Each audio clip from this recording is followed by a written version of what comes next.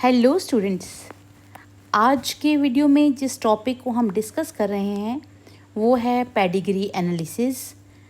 Students, pedigrees family trees होते हैं, जैसा कि आप बचपन में बनाते थे अपने ड्राइंग पैड पे। आपको याद होगा कि सबसे पहले आप ग्रैंड पेरेंट्स और उनकी फैमिली के बारे में लिखते थे कि आपके फादर, आपके अंकल्स, ताया जी, चाचा जी, उनकी फैमिलीज़, और फिर आपके फादर की फैमिली यानी कि आप लोग। इस वैसे ही ट्री को हम पेडिग्री कहते हैं, जिसमें कुछ रिलेशनशिप्स के बारे में हमें पता चलता है। मोर ओवर हमें ये भी पता चलता है कि कैसे एक ट्रेट या डिसऑर्डर या एबनॉर्मेलिटी एक जनरेशन से दूसरी जनरेशन तक इनहेरिट होती है। कहने का मतलब ये है कि कैसे एक ट्रेट, सबसे पहले हम ट्रेट के बारे में बात करें तो ट्रेट होते हैं कैरेक्टरिस्टिक्स लाइक हमारी हाइट, हमारे हेयर, हमारे हेयर का टेक्सचर, हमारी आईज़ का कलर, हमारी स्किन का कलर एंड सो ऑन। आपको पता है कि ये मोस्ट ऑफ द कैरेक्टर्स हमारे जो होते हैं वो हमारे पेरेंट्स पे से ही इनहेरिट होते हैं और पेरेंट्स के करैक्टर उनके पेरेंट्स से इनहेरिट होते हैं। मोर ओवर सिमिलरली ये जो डिसऑर्डर्स हैं डिफरेंट काइंड्स के या एबनॉर्मेलिटीज़ हैं, कौन कौन सी ऐसी डिजीज़ हैं जो एक जनरेशन से दूसरी जनरेशन में पास ऑन होती हैं, इसके एनालिसिस को पेडिग्री एनालिसिस कहते हैं। और उस ट्री को जिसको हम ड्रॉ करते हैं दैट इज़ कॉल्ड पेडिग्री। सो ये जो पेडिग्री एनालिसिस है ये हमें और भी इंफॉर्मेशन देता है क्या कि about the possibility of having children with genetic disorders. तो इससे पहले ही पता चल जाता है कि अगर फैमिली में कोई ऐसा जेनेटिक डिसऑर्डर जो हर एक जनरेशन में इनहेरिट हो रहा है, सो इससे पहले ही पॉसिबिलिटी पता चल जाती है कि नेक्स्ट जनरेशन में वेदर जो चिल्ड्रन आने वाले हैं उनमें ये डिसऑर्डर होगा या नहीं होगा। स्टूडेंट्स, पेडिग्री ट्री में जो सिंबल्स यूज़ किए जाते हैं वाइल ड्राइंग इट, उसको according to your NCERT book जो भी सिंबल्स दिए गए हैं उसमें सबसे पहले है मेल, जिसको हम स्क्वायर से ड्रॉ करते हैं, एक स्क्वायर बनाते हैं, it means it is a male. और फीमेल के लिए एक सर्कल ड्रॉ किया जाता है। और जब ट्री में ये स्पेसिफाई ही नहीं किया जाए कि whether the person is male और फीमेल, तो उसके लिए एक डायमंड शेप्ड स्क्वायर मतलब या डायमंड शेप्ड स्ट्रक्चर ड्रॉ किया जाता है। सो मेल के लिए स्क्वायर, फीमेल के लिए सर्कल, और जहाँ पर सेक्स अनस्पेसिफाइड है उसके लिए ये फिगर ड्रॉ की जाती है। मोर ओवर जब इफ़ेक्टेड इंडिविजुअल्स हैं जो किसी भी डिज़ीज़ को या डिसऑर्डर को कैरी कर रहे हैं, उनको अंदर से उनकी ऐसे करके शेडिंग कर दी जाती है। जैसे कि आपने यहाँ देखा कि रेड कलर से इन इंडिविजुअल्स को लिखा गया है, इसका मतलब है ये इंडिविजुअल्स अफेक्टेड हैं। नाउ नेक्स्ट इज़ कि जब एक स्क्वायर और एक सर्कल के बीच में एक हॉरिजॉन्टल लाइन ड्रॉ की जाती है, this means it is mating between the two individuals, कि इन दो इंडिविजुअल्स की मैरिज हुई है, ये दो इंडिविजुअल एक कपल हैं। और जब ऐसे ही एक कपल के बीच में टू हॉरिजॉन्टल लाइंस ड्रॉ की जाती हैं, it means there is also mating, but the mating is between close relatives. हमारे इंडिया में भी बड़ी जगह पे आपने सुना होगा कि बड़ी जगह ये रिवाज हैं कि रिलेटिव्स के बीच में ही मैरिजेस हो जाती हैं। नेक्स्ट जो फिगर है उसमें क्या है कि जो ऊपर हैं वो हैं पेरेंट्स, और जो वर्टिकल लाइन ड्रॉ की हुई है दिस मीन्स कि जो नीचे वाले हैं वो हैं children. So parents above and children below. किसी भी पेडिग्री ट्री ड्रॉ करने के लिए हॉरिजॉन्टल लाइन कपल के बीच में होगी और वर्टिकल लाइन से फिर वो नीचे जो अगली जनरेशन होगी वो उनके चिल्ड्रन होंगे। Now next is parents with male child affected with a disease. यहाँ पर देखिए आप कि स्क्वायर को जो है वो कलर किया गया है, इसका मतलब ये तो मेल चाइल्ड है, और जो ऊपर यहाँ पर हैं, ये दोनों क्या हैं, ये इसके पेरेंट्स हैं जो अनइफेक्टेड हैं, सिर्फ जो चाइल्ड है वो अफेक्टेड है और वो मेल है। नेक्स्ट, अगर आपने जहाँ पर पहले भी मैंने बताया, जहाँ पर सेक्स स्पेसिफाई नहीं की हो, जहाँ पर मेल और फीमेल के बारे में नहीं बताया हो, उसको आपने एक डायमंड के रूप में लिखना है। और ये भी नहीं पता हो कि कितने बच्चे हैं, अगर 5 बच्चे हैं तो 5 लिख देना है, अगर 2 हैं तो 2 लिख देना है। सिमिलरली ये आपने सिंबल्स बनाने हैं और आपने इनको, ये सिंबल्स आपको आते होंगे तो आगे आप फिर पेडिग्री ट्री ड्रॉ भी कर सकते हो और पेडिग्री ट्री से एनालाइज भी कर सकते हो कि कौन सा डिसऑर्डर इस फैमिली में इनहेरिट हो रहा है। स्टूडेंट्स, यहाँ पर बात कर लेते हैं हम पहले कि इनहेरिटेंस कितने टाइप्स की होती है। इनहेरिटेंस 2 टाइप्स की होती है। डिसऑर्डर्स मतलब जो कैरी होते हैं from one generation to another generation, वो 2 टाइप्स के होते हैं। 1 आर कॉल्ड क्रोमोसोमल डिसऑर्डर्स, जिनके बारे में हम नेक्स्ट वीडियो में बात करेंगे, and second 1 are called Mendelian disorders. आपने ये याद रखना है कि सिर्फ जो मेंडेलियन डिसऑर्डर्स होते हैं उनके बारे में ही पेडिग्री एनालिसिस किया जाता है। अंडरस्टैंड, पेडिग्री एनालिसिस सिर्फ मेंडेलियन डिसऑर्डर्स के लिए किया जाता है। नाउ मेंडेलियन डिसऑर्डर्स जो हैं वो एक्चुअली 5 टाइप्स के हैं, मगर हम 4 टाइप्स के बारे में ज़्यादा डिस्कस करते हैं और लास्ट के बारे में कम, क्योंकि लास्ट जो है वो वाई लिंक्ड डिसऑर्डर है और ये मोस्टली मेल से मेल को ट्रांसफ़र होता है। नो, जो फर्स्ट 2 हैं they are called autosomal recessive and autosomal dominant, and third and fourth are called sex linked recessive and sex linked dominant. Mostly ये जो सेक्स लिंक्ड डिजीज़ होती हैं ये एक्स क्रोमोसोम पे ही इनके जीन्स कैरी होते हैं, इसलिए हम इनको एक्स लिंक्ड कहते हैं। मोस्टली सेक्स लिंक्ड जो जितनी भी डिसऑर्डर्स होंगे उनके डिसऑर्डर्स के जो जीन्स हैं वो एक्स क्रोमोसोम कैरी करता है। That is why they are also known as X linked disease.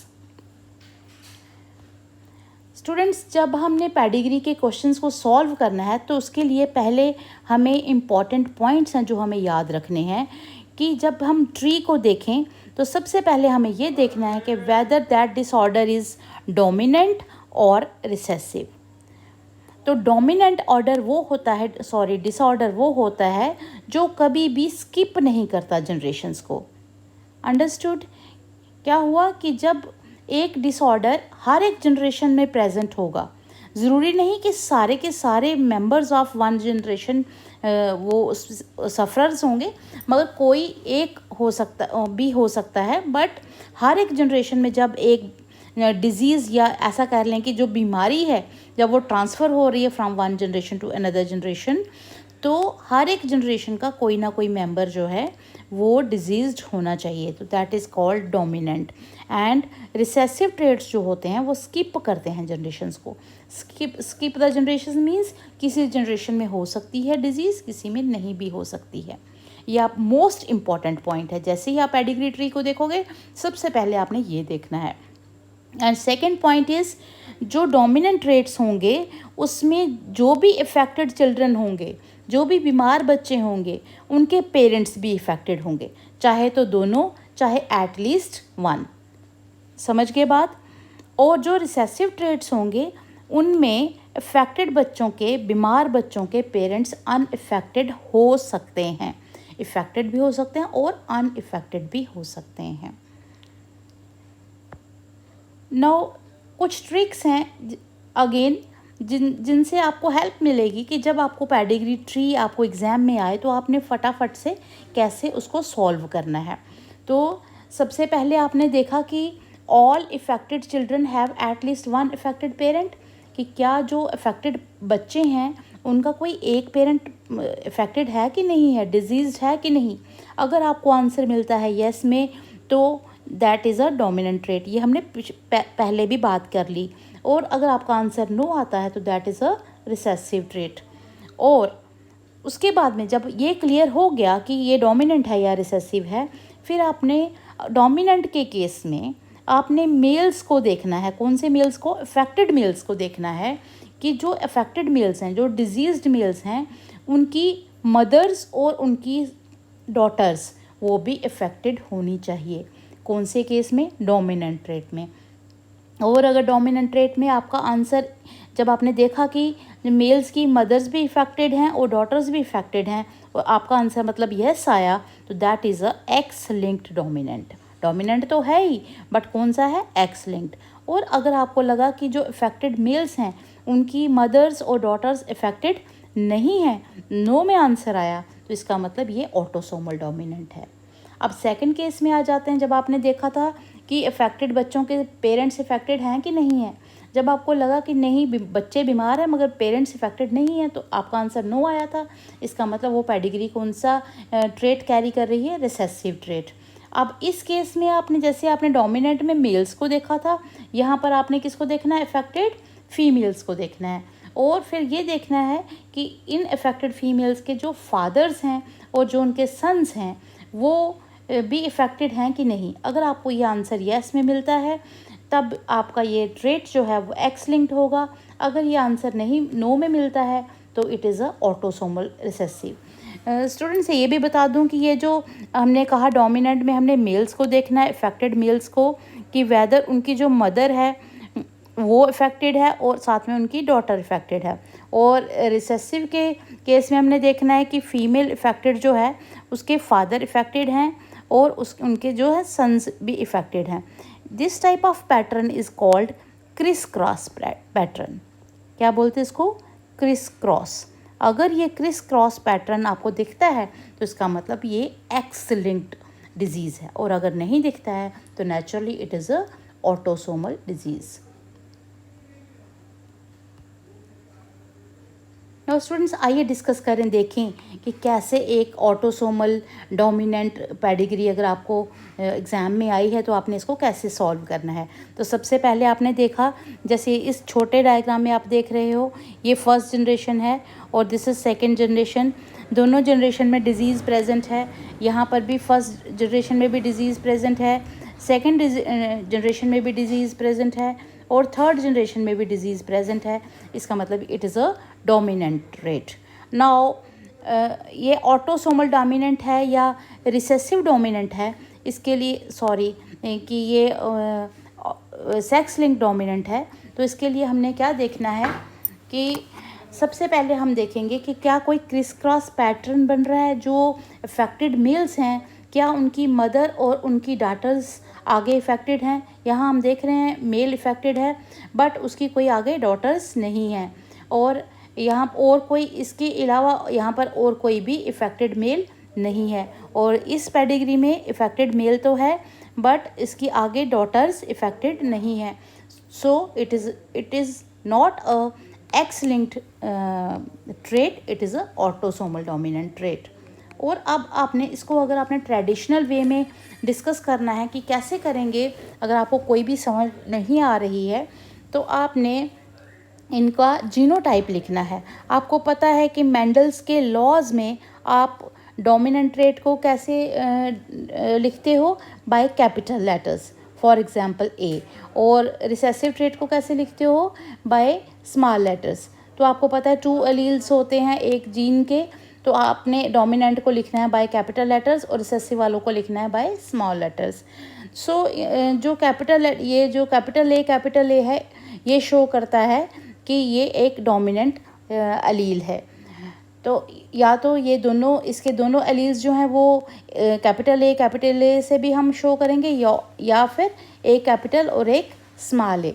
तो फॉर एग्जांपल ये जो डिजीज्ड फीमेल है तो इसका जीनोटाइप क्या होगा? इधर ए कैपिटल वाले या फिर एक कैपिटल और एक स्मॉल, क्योंकि जब भी कैपिटल ए होगा तो वो अपने आप को एक्सप्रेस करेगा ही करेगा। और ये जो मेल है आगे, क्योंकि ये अनइफेक्टेड है तो इसको हम सिंपली लिखेंगे स्मॉल ए, क्योंकि ये कोई भी डिजीज जीन कैरी नहीं कर रहा। और अब जो नीचे इनके जनरेशन आई, सेकेंड जनरेशन आई, इसमें देखिए फर्स्ट डॉटर जो है ये वाली, ये अनइफेक्टेड है। इसका मतलब इसको मदर से मिला होगा स्मॉल ए और फादर से भी मिला होगा स्मॉल ए, तभी ये अनइफेक्टेड हुई। इसका मतलब मदर का जीनोटाइप कैपिटल नहीं है, सिर्फ कैपिटल ए और स्मॉल ए है। अब ये जो डिजीज्ड सन है इसको मदर से मिला होगा कैपिटल ए और फादर से मिला होगा स्मॉल ए। और आगे जो नॉन डिजीज सन है, इसने मदर से भी स्मा ले लिया, फादर से भी स्मा ले लिया, दैट्स वाई ये नॉन डिजीज्ड है। और आगे फिर इसकी जो वाइफ थी वो भी अनइफेक्टेड थी, इसलिए इसके जो चिल्ड्रन थे, क्योंकि दोनों के पास स्माले स्माले थे, तो इनके सारे चिल्ड्रन के पास भी स्माले स्माले आए और ये अनइफेक्टेड रहे।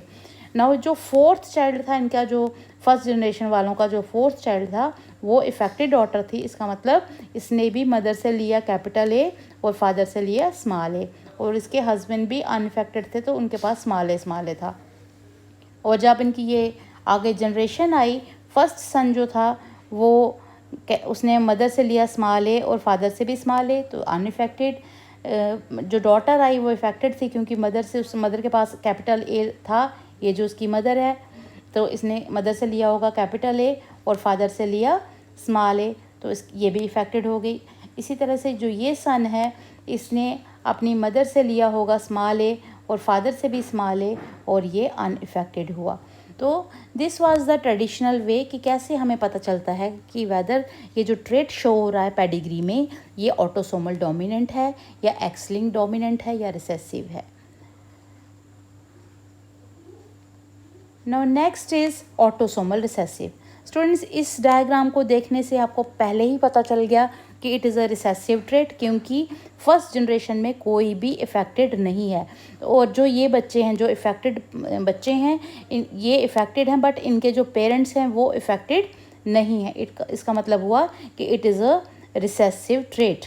नाउ अब हमने ये देखना है कि ये ऑटोसोमल है या एक्स लिंक्ड है। तो रिसेसिव में मैंने आपको बताया था, हमारी रिसेसिव के केस में अगर हमने एक्स लिंक देखना है तो फीमेल्स को देखना है, अफेक्टेड वालों को, कि क्या उनके जो फादर हैं, इस फीमेल, यहाँ पर एक ही फीमेल है, उसके फादर भी अनइफेक्टेड हैं और उसका आगे कोई चाइल्ड नहीं है। तो इसका मतलब हुआ यहाँ पर कोई ऐसा क्रिस क्रॉस पैटर्न नहीं दिख रहा है।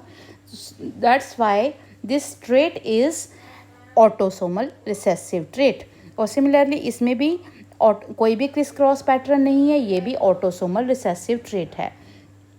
अब स्टूडेंट्स, रिसेसिव ट्रेट में आपको पता होना चाहिए कि दोनों एलील्स जब प्रेजेंट होंगे, जब when both the copies of alleles will be present, तभी रिसेसिव ट्रेट अपने आप को शो करेगा। अब आपको पता है कि यहाँ पर दोनों मेल और फीमेल जो थे वो अनइफेक्टेड थे, मगर उनके पास कोई रिसेसिव एलील तो होगा, तभी उनके आगे ये जो बच्चे हैं ये इफ़ेक्टेड हुए। सो हम ये मान के चलते हैं कि ये जो फादर हैं, इनके पास जो थे एक कैपिटल ए था और एक स्मॉल ए था, दैट्स वाई ये डिजीज़ नहीं था। और मदर के पास भी एक कैपिटल ए और एक स्मॉल ए था। और जब इनका क्रॉस हुआ तो ये जो नॉन डिजीज्ड सन है फर्स्ट वाला, इसने अपने फादर से लिया कैपिटल ए और मदर से भी ले लिया कैपिटल ए, और फादर से ले लिया कैपिटल ए और मदर से ले लिया स्मॉल ए, और ये नॉन डिजीज्ड हुआ। और जो ये वाला डिजीज्ड सन है, इसने दोनों पेरेंट्स से स्मॉल ए कैरी किया और ये डिजीज्ड हो गया।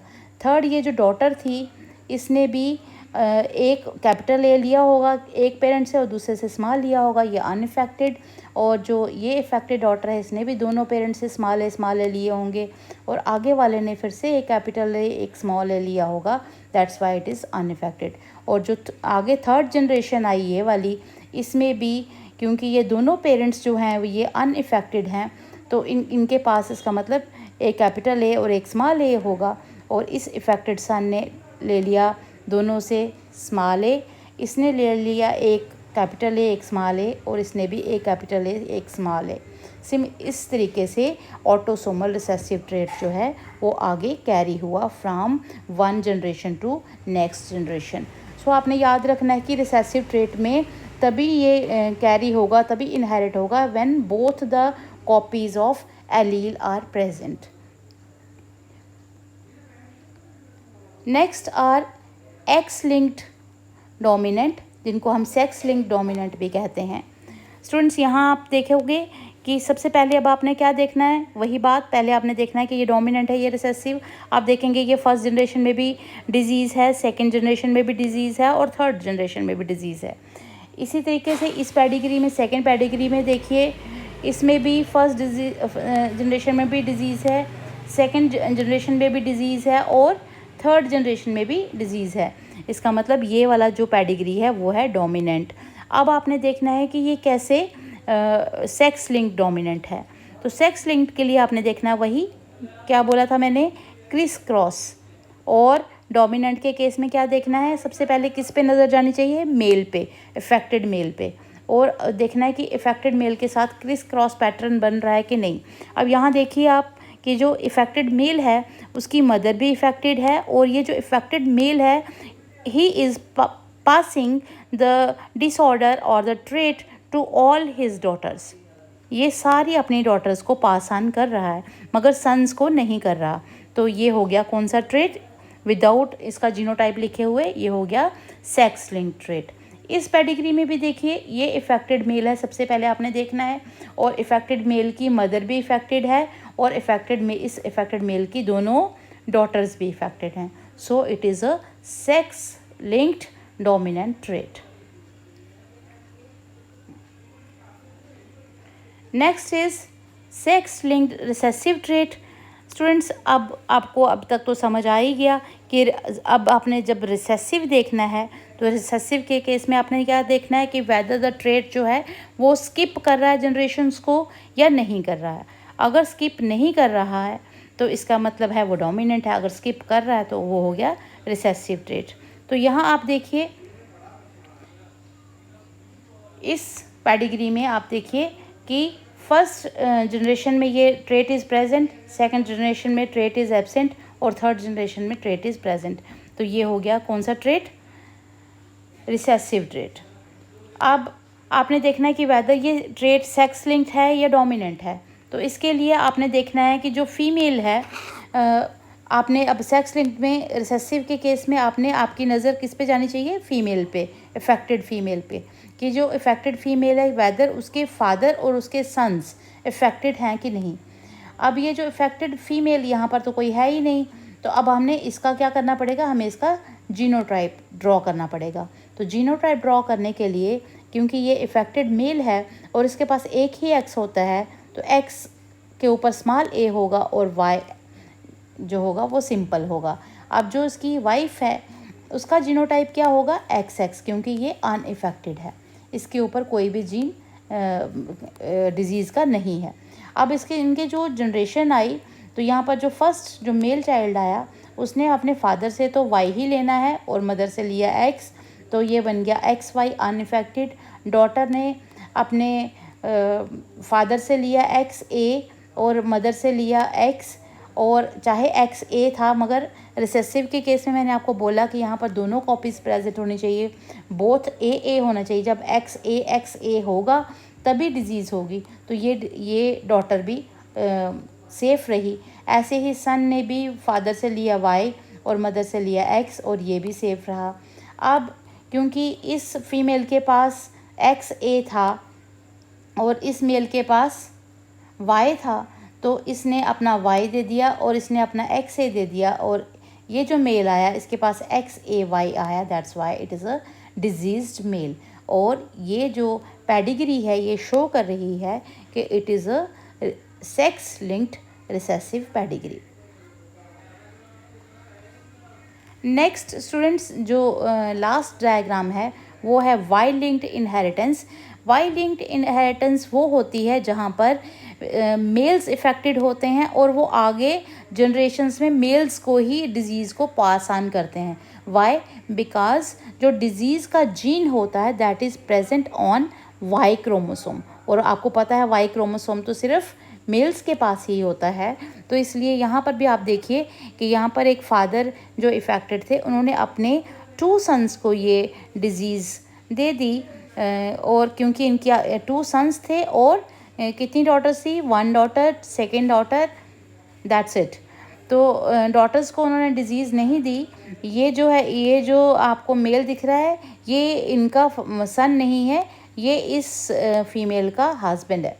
सो इस फादर से डिज़ीज़ जो है वो 2 सन्स को आई, और इस सन ने अपने आगे से 2 सन्स को दे दी, और इस सन ने अपने 1 सन को दे दी। इस तरह से मेल टू मेल डिज़ीज़ जो है वो कैरी ऑन होती रही, क्योंकि जो डिजीज्ड जीन था that was present on Y chromosome, तो that is called Y linked inheritance. I think आपको बड़े अच्छे से समझ आया होगा कि what is pedigree analysis and how to demonstrate this pedigree tree, और कैसे फाइंड आउट करना है कि कौन सा ट्रेट ऑटोसोमल है, रिसेसिव है, डोमिनेंट है या एक्स लिंक्ड है।